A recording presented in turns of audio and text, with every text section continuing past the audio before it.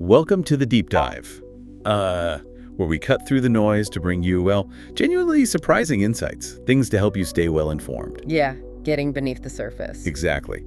And today, we're tackling a giant, McDonald's. But maybe not in the way you're immediately thinking. We're not just talking burgers and fries here. Right, it's more about the story, how this company became a titan, how it basically revolutionized an industry and, changed how the world eats. It really did. Here's a stat that just kind of blows my mind. McDonald's Corporation hit $1 billion in revenue in only 22 years. 22 years, wow. Now compare that to, say, IBM, a Yeah. huge name, right? Took them 46 years.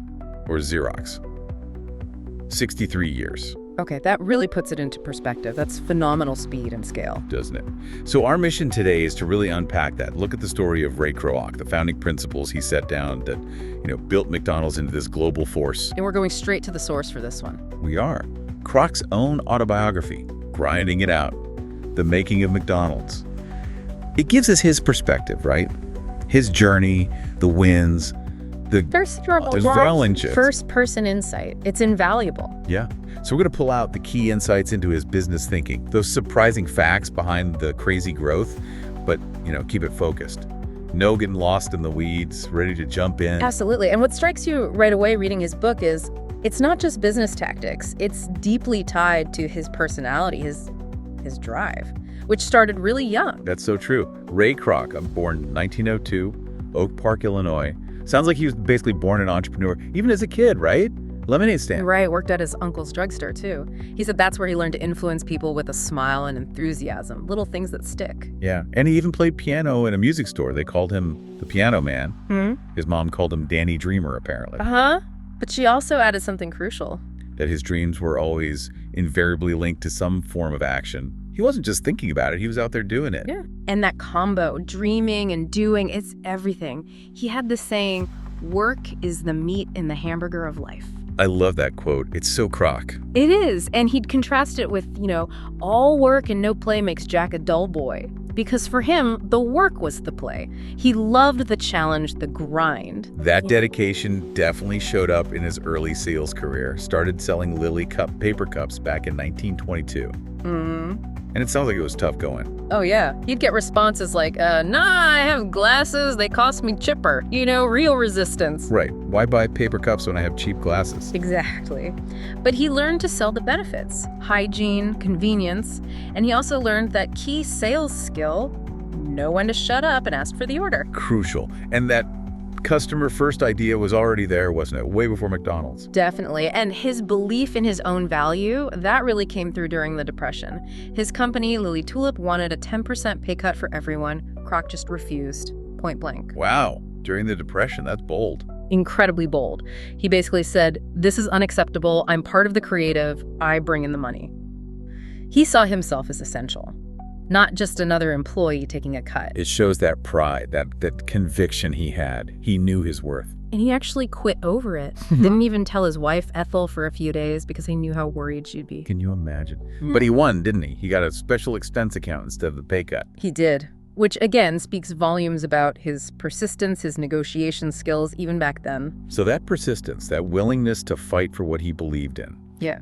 It really set him up for the next big thing, didn't it? Even before McDonald's entered the picture. Absolutely.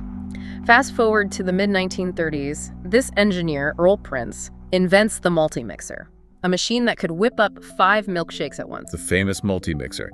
This is where things start to pivot. Right. And Prince had this clever metal collar so you could use paper cups, not those messy metal cans. Kroc saw it and immediately got its potential. He did a demonstration, right? Showing how much milkshake was wasted clean to the metal cans. Yeah, a sensational demonstration, as he put it, showed the residue melting. Very visual, very persuasive. He wanted to distribute it, but Lily Tulip HQ wasn't interested. So Kroc went out on his own. He became the exclusive distributor. This was his real jump into entrepreneurship, his own thing, and it was a massive personal risk. Yeah, the book talks about how nervous his wife Ethel was. He took on serious debt for this. Huge debt. Increased the mortgage on their house, paid $68,000, which was a fortune then, for his partner John Clark's share.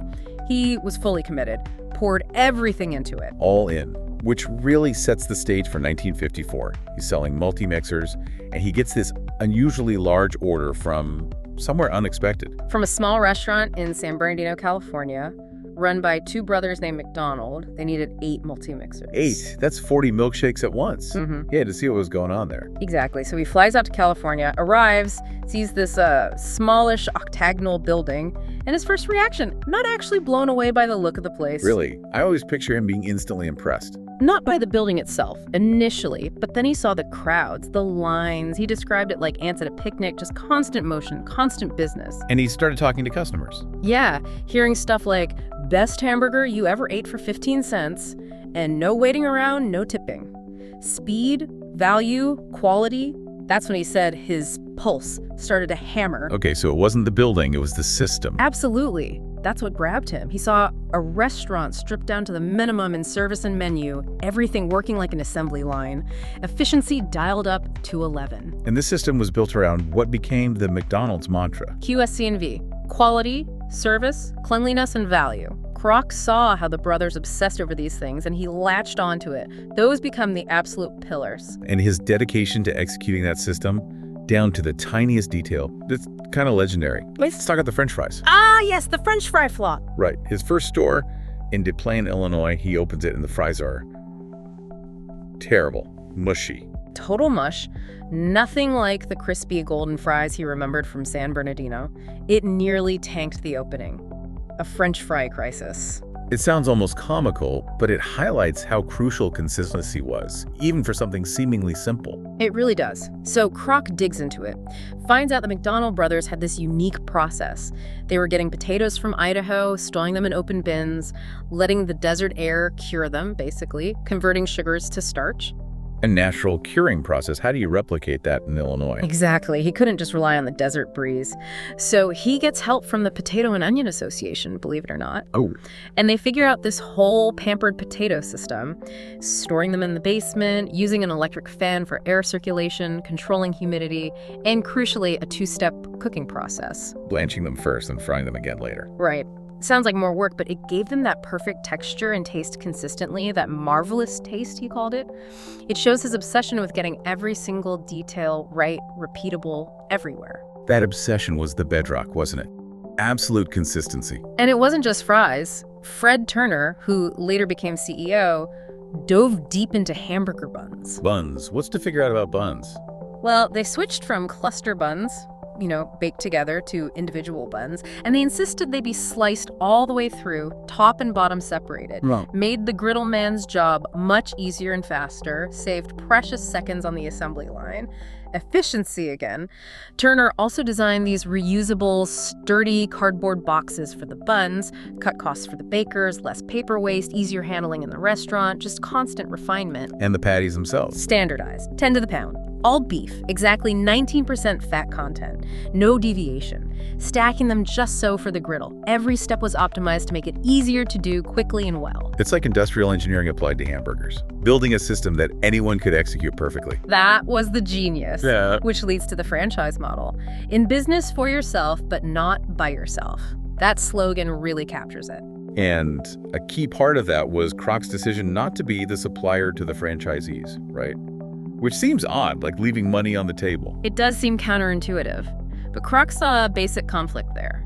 He didn't want the corporation tempted to profit off its partners by charging high prices for supplies. So treat them like partners, not customers you squeeze. Exactly. Let them buy approved supplies directly from vendors at the best prices. It fostered trust, focused everyone on selling hamburgers, and, maybe unintentionally, helped them steer clear of antitrust problems later. Very smart, strategically. Okay, so the system is humming, sales are booming. Yeah. But behind the scenes, there were some serious financial knots. Oh, big time. Yeah. Paradoxically, they looked profitable on paper because of something called developmental accounting. What was that exactly? Basically, they were capitalizing future costs like real estate and construction overhead, counting them as assets for 18 months. Made the books look good, but... But there was no actual cash coming in. Right. Kroc said they had no cash flow. He tells the story about being overdrawn at the bank, unable to make payroll. It was that tight. Wow. So how did they survive that? Jerry Newman, a key finance guy later on, suggested switching payroll to twice a month, with small cash advances in between, just to manage the flow. Kroc apparently told Newman then, "We're going to be $1 billion company. Newman just froze mid-bite, thinking Kroc was nuts. Shows Kroc's unwavering belief, even when things looked dire. But they needed a more fundamental fix, didn't they? They did, and that's where Harry Sunborn comes in, the financial whiz. Kroc called him Lincoln-esque. And Sunborn had a different view of what McDonald's really was. He famously argued that McDonald's wasn't primarily a hamburger business, it was a real estate business. How so? Because the corporation owned the land under the restaurants and leased it back to the franchisees on long 20-year leases. But they financed the land with shorter 10-year mortgages. So after 10 years. Bingo. Mortgages paid off, but the rent checks keep coming in for another 10 years. Pure profit. It built incredible long-term wealth and stability for the corporation. That's brilliant. But Kroc, he didn't entirely agree with that view, did he? No, there was a fundamental clash there. Kroc always insisted it was a hamburger restaurant business. He believed the real engine was the energy of many individual owner-operators. He wanted mostly franchise stores, maybe only 30% company-owned. So people versus property, in a way. Sort of. That philosophical difference was a big part of why Sunborn eventually left. And around that time, Kroc also made the huge move to buy out the McDonald brothers completely. For their royalty share. How much did that cost him? It was $2.7 million in cash, but the total deal structure ended up being around $14 million for their 0.5% of gross sales. Kroc called it peanuts compared to the future potential. He needed full control. And having that control let him keep evolving the business, even when facing resistance. Like adding new menu items. The Filet-O-Fish wasn't his idea, was it? Not at all. Luke Rowan, a franchisee in Cincinnati, came up with it. His restaurant was in a heavily Catholic area, and sales dropped off sharply on Fridays. He needed a non-meat option to compete with Big Boy's fish sandwich. And Kroc's reaction? Initially, furious. He apparently yelled, "We are not going to stink up our restaurants with any of your damned old fish." He wanted people to eat hamburgers. But Groven persisted. He did. They even had a sales contest between Kroc's own idea, the hula burger pineapple on a bun, and the Filet-O-Fish. Fish won, hands down. Okay, so operator ideas could win out. Same with the Big Mac later on. Exactly. Jim Delegati, another operator, it shows that tension, but also the strength of having independent operators innovating. And they also changed the look of the restaurants pretty dramatically. Yeah. Away from those original red and white tile, slant roof buildings. Yeah, they moved towards brick buildings, mansard roofs, crucially inside seating. Customer habits were changing. People wanted to sit down. And wasn't there an interesting character involved in that critique? Someone with a PhD? Luigi Salvineschi. He had a PhD in canon law, but was working as a McDonald's manager. He apparently told Kroc quite bluntly that the old buildings were becoming eyesores. That intellectual perspective helped push the change. From canon law to burger joint architecture. Amazing. But all this growth, this relentless drive, Yeah. it took a toll, personally. It always does, doesn't it? The book mentions June Martino, one of his key early partners, missing so many family milestones, birthdays, graduations. The dedication was immense. And Kroc himself went through multiple divorces. He even sold Prince Castle Sales, his original multi-mixer company, his birthright, as he called it, to fund the legal fees to marry Joni Smith. Yeah, huge personal sacrifices were made along the way. It wasn't just business, it consumed lives. But later on, he did shift towards giving back, didn't he? Philanthropy became important. Very much so. He started the Kroc Foundation, funding research into diseases that had affected his own family: diabetes, arthritis, and Miss Joni led Operation Care focused on alcohol misuse awareness. And the Ronald McDonald Houses, which are so well known now. Right. That concept came from operators and doctors providing a place for families to stay near hospitalized kids. Kroc heavily supported it. It shows a different dimension later in his life. It does. He remained a fierce believer in free enterprise, though, always pushing. If you think small, you'll stay small. That was his mantra. And that other famous line of his, Persistence and determination alone are omnipotent. That just sums up his entire approach, doesn't it? it really does. Pure tenacity. And speaking of demanding performance, we have to mention the San Diego Padres. Oh, right. He bought a baseball team in 1974. Completely out of the blue, it seemed. And then, at the very first home game under his ownership, He grabs the stadium microphone. and tells the crowd over the PA system, "I've never seen such stupid baseball playing in my life," criticizing his own team publicly. Unbelievable. I heard that led to a new rule in baseball about who can use a PA system. It did, but it perfectly illustrates Kroc demanding excellence, unwilling to accept a lousy show whether it was burgers or baseball. So, Looking back at the whole arc, milkshake machine salesman to global fast food emperor, it's staggering how he reshaped not just food service, but what consumers expect. Absolutely. That relentless focus on tiny details, the bun slice, the fry cure, the patty fat it aggregated into this massive world-changing success. It's a lesson that the biggest results often come from mastering the smallest things. It really is. And Kroc had that quote, "Happiness is not a tangible thing, it's a byproduct of achievement.